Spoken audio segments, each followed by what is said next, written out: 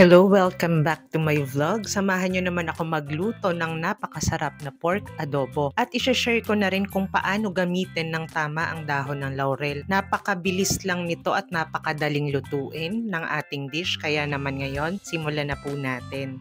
Nagpapainit na ako ng mantika. Iprituhin muna natin ang ating patatas. Madali lang itong gawin, napaka-basic pero napakasarap. Kaya panoorin nyo kung paano ako mag-adobo. Iprituhin natin yan sa high heat para hindi masyadong ma-absorb sa oil ang ating patatas. Ang pagpiprito po ng patatas sa high heat ay isang paraan para hindi masyadong mag-absorb ng oil. Kasi ang high heat po, sineselyuhan niya ng exterior ng ating patatas. Nagke-create ng barrier para maiwasan ng excessive oil absorption. Pero kapag sobrang lakas naman po ng apoy, masusunog ang labas at hilaw ang loob. Lalo na kapag ganyang kalalaki ang pagkakahiwa natin. So maganda po niyan, laruin na lang po natin ng apoy at ang importante dapat mainit talaga ang mantika bago tayo magprito. Bawasan naman natin ang ating mantika. Magtira lang tayo ng konti.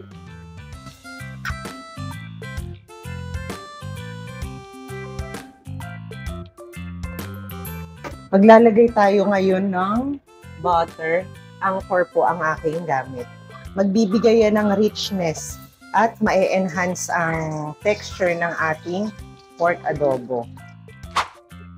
Kailangan mayroong oil para hindi masunog ang ating butter. Kaya nagtira ako ng konti. Okay, gisahin natin ang ating aromatic sibuyas.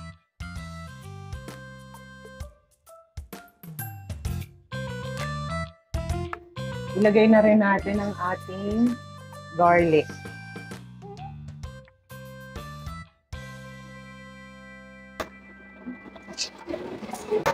Pork asin, 1 kilo.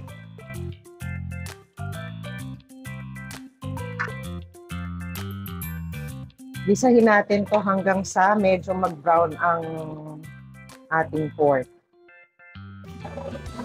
Okay, ngayon nagbabrown ang ating pork. Hindi ko babawasan ang butter. Yan ang magpapasarap sa ating dish. Lalagyan ko na ng tubig.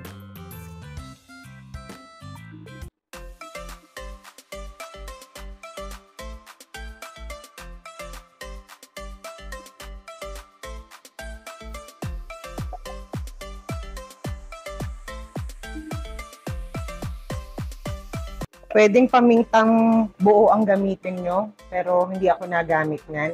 Ground black pepper.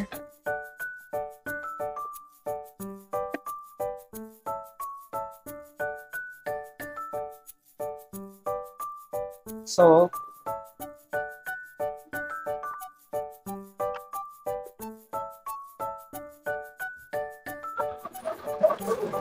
Nagamit ako ng dahon ng laurel sa adobo.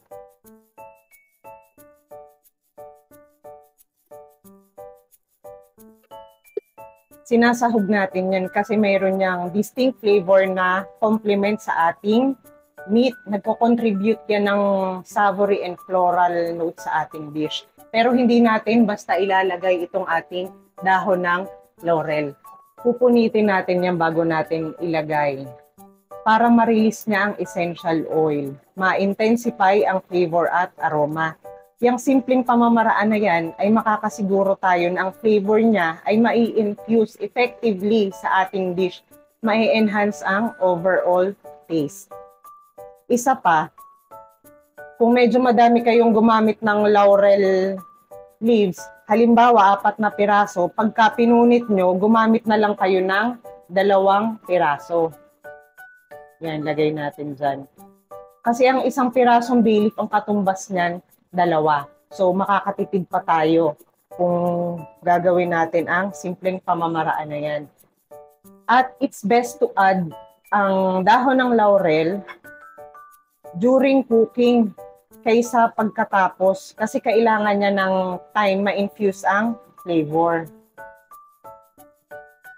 Titimplahan na rin natin yan ng toyo at suka, equal amount para kapit na kapit ang lasa. Mga 2 to 3 tablespoon. Cane vinegar ang ginagamit ko. Mas masarap ito kaysa sa white vinegar. Pero pwede rin ang white vinegar.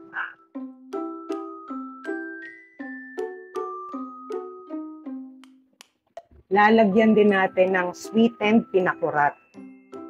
Konti lang.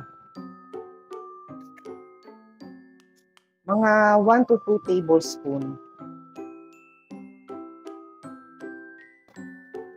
At konting asukal pangpalinam na mga 1 teaspoon lang.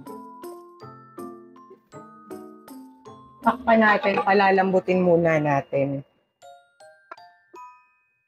Hihinaan ko ang apoy kasi kumukulo na siya. Mas matagal lumambot kapag sobrang lakas ng apoy. Mas madaling lumambot kapag mahina ang apoy. So, hininaan ko na, balikan natin. Lalagyan din natin ang oyster sauce. Konti.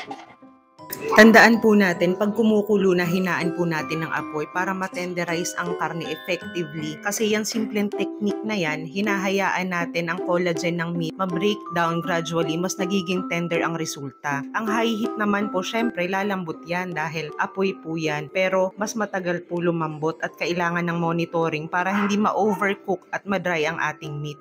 So, ang kailangan po natin pagpapalambot ay tamang balanse ng heat, oras at technique para ma-achieve natin ang gusto nating level ng tenderness. Ang ginawa ko naman pong pagtitimpla na bago palutuin, ang purpose ko po dyan ay una para mag-penetrate ang flavor, ma-enhance ang taste inside out, para ma-enhance din ang texture at ma-improve ang kulay. Ganon din, uniform ang distribution kasi makakasiguro tayo na even ang distribution ng flavor sa dish natin. Hindi yung nasa labas lang po, pero pagdating sa loob ay bland o walang lasa. At para din po sa flavor development kasi mas nagiging complex at well-rounded ang taste profile kasi na-meld na at na-develop na ang flavor. Ibig sabihin, nag-interact na ang mga ingredients natin over time.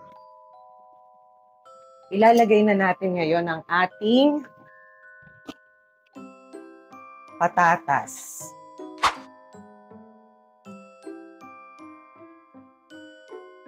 Ang sarap, kagat na kagat ang anghang ng pinakurat.